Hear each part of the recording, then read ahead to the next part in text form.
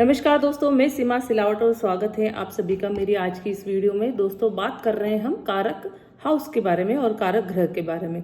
तो हमने बात की थी कुंडली में 4th हाउस तक की, और आज की इस वीडियो में बात करेंगे कुंडली में 5th हाउस की। तो 5वां घर में आपको बता दूं, पहली संतान का है, एंटरटेनमेंट का भी है और बुद्धि का भी है। ये तीनों चीज मेन रूप से उससे देखी जाती है 5th हाउस से। तो देखिए, जो संतान का कारक है वह बृहस्पति को माना गया है और पुत्र का कारक भी बृहस्पति देव को ही माना गया है। तो जो पुत्र है उसके लिए, या पहली संतान मान लीजिए, पहली संतान के लिए गुरु को देखा जाता है, इसलिए जो 5वां घर है वह गुरु का कारक हाउस के रूप में माना गया है। और उसके बाद में यह जो 5वां घर है, जैसे कि मैंने आपको बताया, एंटरटेनमेंट का भी है और फिल्म का भी है, क्योंकि जो मनोरंजन है उसमें एंटरटेनमेंट, फिल्म, ये सारी चीजें आती हैं। तो इसके हिसाब से जो शुक्र देव है उसका भी कारक हाउस 5वां घर माना गया है। और सेकंड, बुद्धि का कारक भी माना गया है। अगर कुंडली में किसी बच्चे की बुद्धि कैसी है पढ़ाई में, तो अगर आपको वह देखना है तो आपको कुंडली में 5वां घर देखना होगा।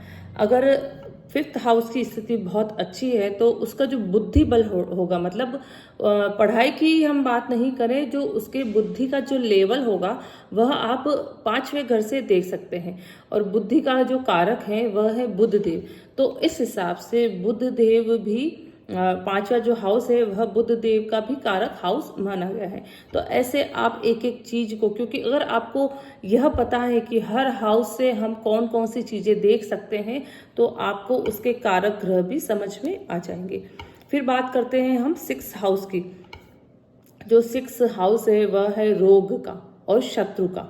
तो देखिए, जो रोग होते हैं वह देते हैं शनि, राहु और केतु। अगर कुंडली में दशा अंतरदशा में, नक्षत्र या उप नक्षत्र में कहीं भी शनि, राहु या केतु कहीं भी एक्टिव होते हैं तो रोग वाली समस्या आती है। उसके लिए फिर लगन का साथ में होना भी जरूरी है। अगर लगन दोष हो तो और ज्यादा प्रॉब्लम हो सकती है। तो यहाँ पर अगर छठा अगर हम देखते हैं तो उसका जो कारक हाउस है वह है शनिदेव, कारक ग्रह, मतलब जो शनिदेव है उसका जो कारक हाउस है वह 6th हाउस है। और शत्रु है, इस शत्रु का घर भी है छठा घर, तो इसीलिए शनिदेव जो है इसके कारक हाउस है, 6th हाउस इसके कारक है। तो ये 6th हाउस की बात हो गई। बात करते हैं हम 7th हाउस की। 7th हाउस से हम देखते हैं, एक तो मैरिज लाइफ, जो सबसे ज्यादा इंपॉर्टेंट है 7th हाउस की, वह है मैरिज लाइफ। आपका जो लाइफ पार्टनर है वह पति या पत्नी। तो देखिए उसके लिए हम कारक ग्रह के रूप में एक ही चीज को देखते हैं और वह है शुक्र देव। तो जो शुक्र देव का जो मोस्ट इम्पोर्टेंट कारक हाउस है वह है 7th भाव। तो अगर मैरिज लाइफ को देखना है, क्योंकि जब हम कुंडली मिलान करते हैं तो उसमें भी ये कारक ग्रह है उसको देखा जाता है। या किसी की भी कुंडली में आप देखिए कि शुक्र देव की स्थिति अच्छी नहीं है तो मैरिज लाइफ में कहीं ना कहीं प्रॉब्लम होती है, क्योंकि जो लाइफ पार्टनर का जो हाउस है वह शुक्र देव का कारक हाउस है। फिर हम बात करते हैं 8th हाउस की। 8th हाउस जो है वह है लंबी बीमारी का, और वैसे ही वह आयु का भी है।